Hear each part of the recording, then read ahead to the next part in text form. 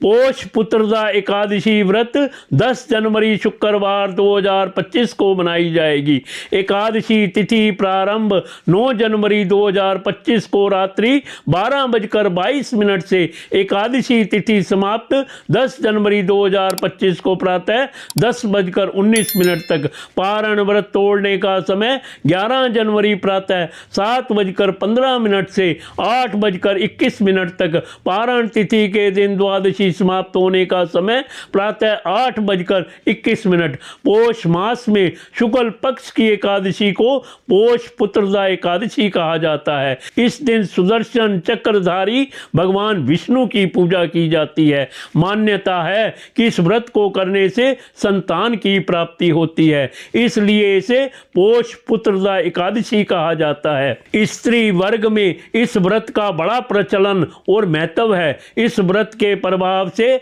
संतान की रक्षा भी होती है। पोष पुत्रदा एकादशी के दिन श्रद्धा पूर्वक भगवान विष्णु का पूजन किया जाता है। इस व्रत की विधि इस प्रकार है। पोष पुत्रदा एकादशी का व्रत रखने वाले श्रद्धालुओं को व्रत से पूर्व दशमी के दिन एक समय सात्विक भोजन ग्रहण करना चाहिए। व्रती को संयमित और ब्रह्मचर्य का पालन करना चाहिए। प्रातः काल स्नान के बाद व्रत का संकल्प लेकर भगवान का ध्यान करें। गंगा जल, तुलसी दल, तिल, फूल, पंचामृत से भगवान नारायण की पूजा करनी चाहिए। इस व्रत में व्रत रखने वाले को बिना जल के रहना चाहिए। यदि व्रती चाहे तो संध्या काल में दीप दान के पश्चात फलाहार कर सकते हैं। व्रत के अगले दिन द्वादशी पर किसी जरूरतमंद व्यक्ति या ब्राह्मण को भोजन कराकर दान दक्षिणा देकर व्रत का पारण करना चाहिए। प्रातः काल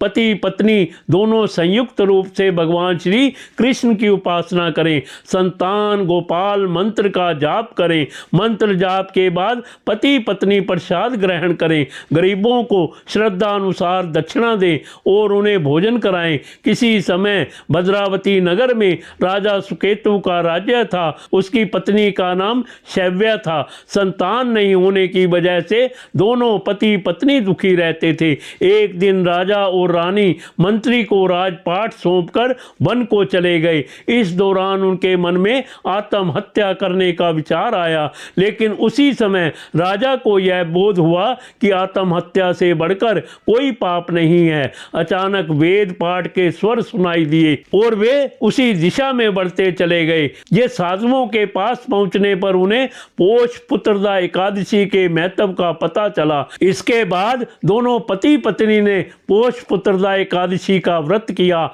और इसके प्रभाव से उन्हें संतान की प्राप्ति हुई। इसके बाद से ही पोष पुत्रदा एकादशी का महत्व बढ़ने लगा। वे दंपति जो निसंतान हैं उन्हें श्रद्धा पूर्वक पोष पुत्रदा एकादशी का व्रत अवश्य करना चाहिए।